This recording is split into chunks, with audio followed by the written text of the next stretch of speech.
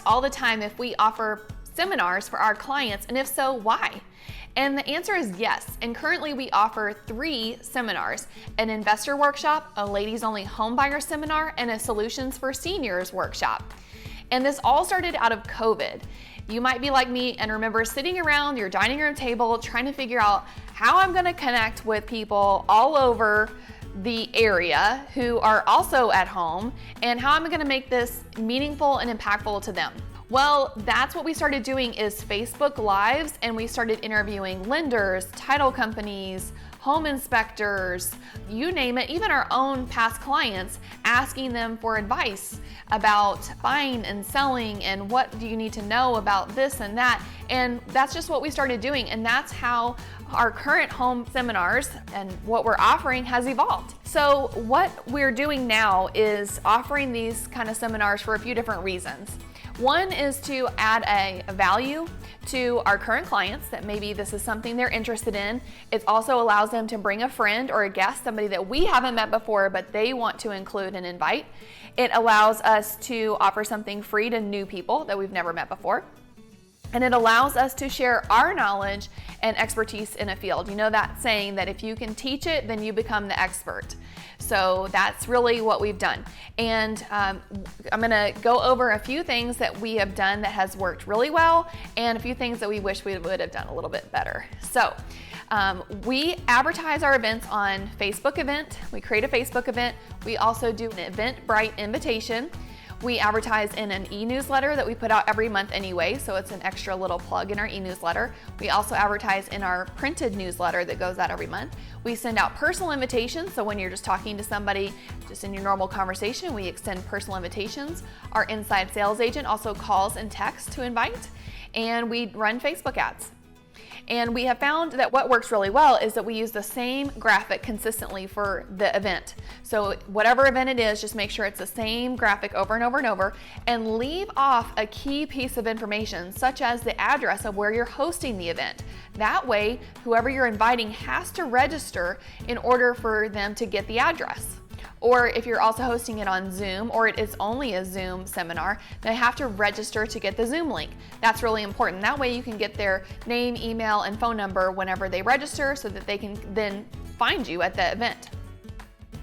So as we're sharing our experience, I'll share something that hasn't worked very well for us, and that is we have blundered a couple of times on the time of day that we're offering this.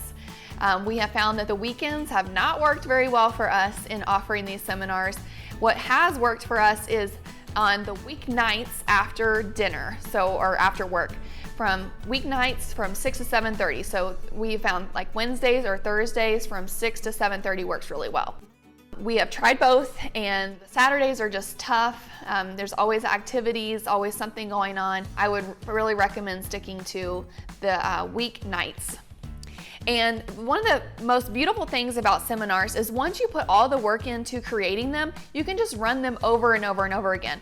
We've hosted our investor workshop now twice, and we've actually had people come to the same investor workshop again, and they said to us that they got new information out of coming the second time than they did the first. So that's really wonderful.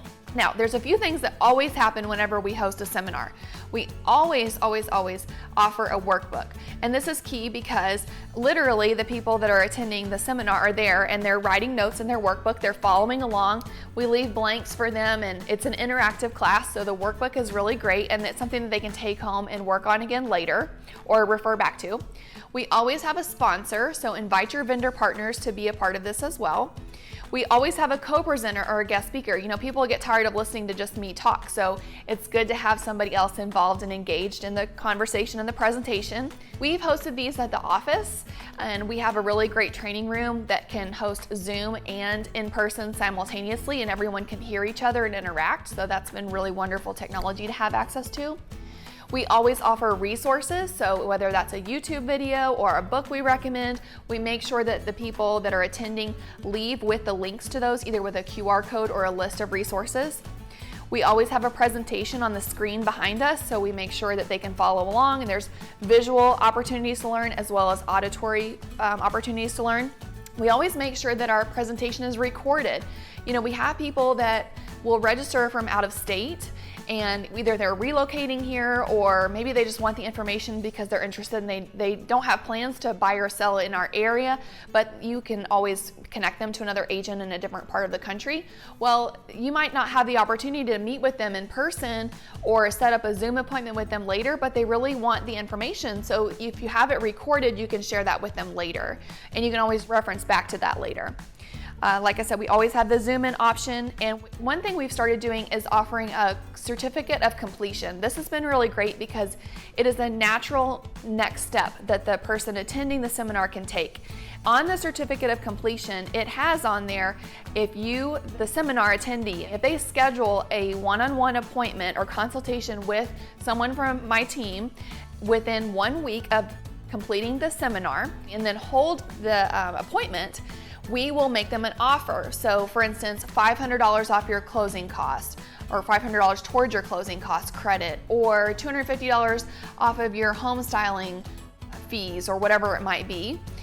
Whatever the offer is, then that offer is good for 1 year. As long as they schedule the consultation within 1 week and then actually host the consultation, the person who's hosting the consultation signs their certificate of completion, and then if they buy or sell within that year, then we are going to hold up our end of the bargain with that offer. And so that's been wonderful. I can send you a copy of what that certificate of completion looks like if you'd like to see that. We always offer food and drink at our seminars. And then this is really key too. We always do a recap. What worked well and what didn't work well immediately following the event while it's fresh in your mind so that you can be better at it next time. So I can't wait to see what kind of events you guys put on. We are always looking to learn and improve, so would love to get your feedback, and we look forward to seeing what you guys come up with. Good luck.